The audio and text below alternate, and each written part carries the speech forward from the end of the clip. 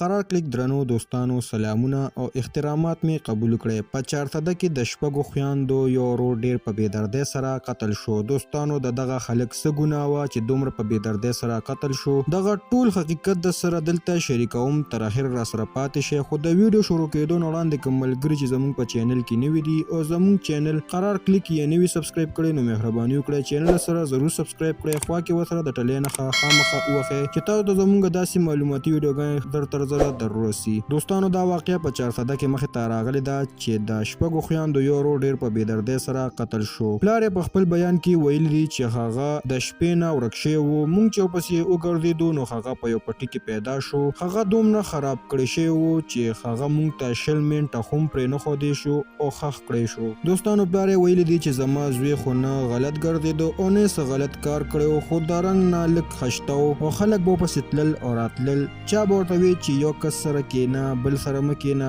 بل به ورته چې بل سره مه کېنه. دوستانو پلار یې دا هم ویلي دي چې زما خو چا سره دښمني هم نه وه، زه یو غریب سړی یم، خپله چینچي چلوم، خو نه پوهېږم چې دا ظلم چا وکړو چې زما زوی یې داسې په بېدردۍ سره قتل کړو او دومره خراب کړی چې هغه پولیسو موږ ته 20 منټو لا هم پرې نه ښودو او ښخ یې کړو. دوستانو پلار یې د پولیسو نه دا مطالبه کړې ده چې زما د زوی قاتلان دې زر تر زره ګرفتار شي او حکومت دې ورله سخت نه سخته سزا ورکړي، ځکه چې زما زوی سره ډیر بد کړي دي او ډیر په بېدردۍ سره قتل کړی دی. دوستانو دغه خلک مور او خویندې هم په چغو باندې جاړي او د حکومت نه دا مطالبه کوي چې زموږ د ورور څه ګناه وه چې داسې په بېدردۍ سره قتل کړی شو. دغه ظالمان دې زر تر زره ګرفتار کړي شي او حکومت ته ولې د سخت نه سخته سزا ورکړي چې آینده دپاره نور خلک داسې ظلم ونه کړي. دوستانو ډیر زیات بد وخت راغلی دی، هر خواته قتل عام شروع دی او بې ګناه قتلونه کیږي. الله تعالی دې په موږ باندې خپل رحم وکړي او داسې ظالمان دې الله تعالی تباه او برباد کړي او حکومت له هم پکار دی چې د داسې ظالمانو مخنیوي وکړي او حکومت ولې د سخت نه سخته سزا ورکړي. دوستانو زموږ نننۍ خبر تر دې ځای پورې و چې د سره مو شریک کړو. د نورو داسې معلوماتي ویډیوګانو دپاره د سره زموږ قرار کلیک چینل ضرور سبسکرایب کړئ. مننه کوم چې ویډیو هم را سره تر اخره پورې وکتله او د بلې ویډیو پورې د لوی الله په امان.